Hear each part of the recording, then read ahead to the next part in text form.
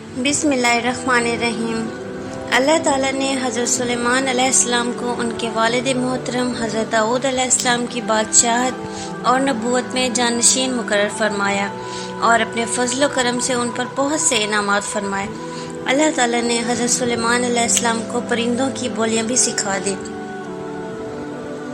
حضرت سلیمان علیہ السلام نے اللہ تعالیٰ سے یہ دعا مانگی کہ اے اللہ، مجھے ایسی بے مثال بادشاہت عطا فرمائیے جو آپ نے کسی کو بھی عطا نہ کی ہو۔ اللہ تعالیٰ نے حضرت سلیمان علیہ السلام کی دعا قبول فرمائی اور آپ علیہ السلام کو بے مثال بادشاہت عطا فرمائی۔ اللہ تعالیٰ نے حضرت سلیمان علیہ السلام کو صرف انسانوں ہی کی نہیں بلکہ جنات، درندوں، چرند پرند اور اپنی دیگر مخلوق پر بھی حکومت عطا فرمائی۔ آپ علیہ السلام سب کی بولیاں سمجھتے تھے اور اس نعمت پر آپ اللہ تعالیٰ کا بہت زیادہ شکر ادا کرتے تھے۔ اللہ تعالیٰ نے حضرت سلیمان علیہ السلام کے لیے معجزے کے طور پر ہوا کو مسخر کر دیا تھا۔ وہ جہاں بھی جانا چاہتے تخت پر بیٹھ جاتے اور ہوا کو حکم دیتے لے چل، وہ فوراً انہیں لے کر چل پڑتی۔ اسی طرح جنات کو بھی اللہ تعالیٰ نے حضرت سلیمان علیہ السلام کے تابع کر دیا تھا۔ ضرورت پڑنے پر وہ ان سے بآسانی کام لیا کرتے تھے۔ حضرت سلیمان علیہ السلام کی فوج میں ہدہد پرندہ بھی تھا جس سے آپ علیہ السلام کئی کام لیا کرتے تھے۔ ایک مرتبہ آپ علیہ السلام نے اسے غائب پایا تو کہا اس کے غائب ہونے پر میں اس کو سخت سزا دوں گا یا اسے ذبح کر دوں گا یا وہ میرے پاس اپنا کوئی صحیح عذر لے کر آئے۔ کچھ دیر بعد ہدہد ایسی خبر لے کر آیا جس سے اللہ تعالیٰ کے نبی حضرت سلیمان علیہ السلام بھی بے خبر تھے۔ اس کی غیر حاضری کا معقول عذر ہونے کی وجہ سے قصور قابل معافی تسلیم کیا گیا۔ ہدہد نے آ کر بتایا، میں نے سبا کے علاقے میں ایک عورت کو لوگوں پر حکمرانی کرتے دیکھا ہے۔ لہٰذا آپ علیہ السلام نے ہدہد کے ذریعے اسے خط بھیجا جس کا ملکہ بلقیس نے جواب دیا۔ جب حضرت سلیمان علیہ السلام کا خط لے کر ہدہد ملکہ بلقیس کے پاس پہنچا اور ملکہ بلقیس کے سامنے حضرت سلیمان علیہ السلام کا خط ڈال دیا۔ ملکہ نے خط دیکھا کہ اس کی ابتدا بسم اللہ سے ہو رہی تھی اور ساتھ ساتھ ملکہ بلقیس کو مسلمان ہونے کی دعوت دی گئی تھی۔ ملکہ بلقیس نے اپنے وزیروں سے مشورہ کیا کہ کیا کیا جائے۔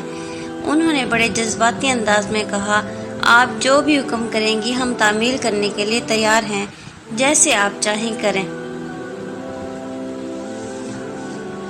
ملکہ بلقیس حضرت سلیمان علیہ السلام کا خط پڑھتے ہی یہ سمجھ چکی تھی کہ ہمارے اندر حضرت سلیمان علیہ السلام اور ان کے لشکر کا مقابلہ کرنے کی صلاحیت نہیں ہے، اس لیے ہمیں ان سے صلح کر لینا بہتر ہے۔ لہٰذا اس نے اپنے وزراء کو کہا کہ بادشاہ جب کسی بستی میں داخل ہوتے ہیں تو وہاں کے معززین کو ذلیل کر دیتے ہیں، اس لیے بہتر ہے کہ میں کچھ تحائف دے کر یہ اندازہ لگا لوں کہ وہ بادشاہ ہیں یا اللہ کے نبی۔ اگر وہ بادشاہ ہوں گے تو قیمتی تحائف فوراً قبول کر لیں گے اور ہم سے صلح کر لیں گے، اور اگر وہ اللہ کے نبی ہوں گے تو ہمیں ان پر ایمان لانا ضروری ہوگا۔ حضرت سلیمان علیہ السلام نے ملکہ بلقیس کے بھیجے ہوئے تحائف دیکھے تو قاصد کو یہ کہتے ہوئے واپس بھیج دیا کہ انہیں بتا دو، اللہ تعالیٰ نے مجھے خوب مال و دولت سے نوازا ہے، مجھے اس مال و دولت کی کوئی ضرورت نہیں ہے، لہٰذا تم مسلمان ہو جاؤ یا پھر ایسے لشکر کا مقابلہ کرنے کے لیے تیار ہو جاؤ جس کا مقابلہ کرنے کی تمہیں سکت نہیں اور وہ تمہاری ذلت کا باعث بنے گا۔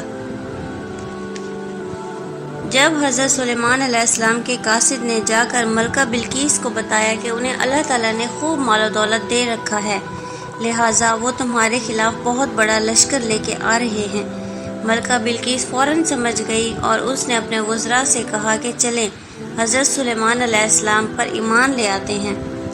جیسے ہی وہ وہاں سے نکلی، اللہ تعالیٰ نے بذریعہ وحی آپ علیہ السلام کو مطلع کر دیا۔ آپ علیہ السلام نے اس کا تخت منگوا لیا اور اس کے لیے شیشے کا ایک محل تیار کروایا تاکہ اس کا امتحان لے سکیں۔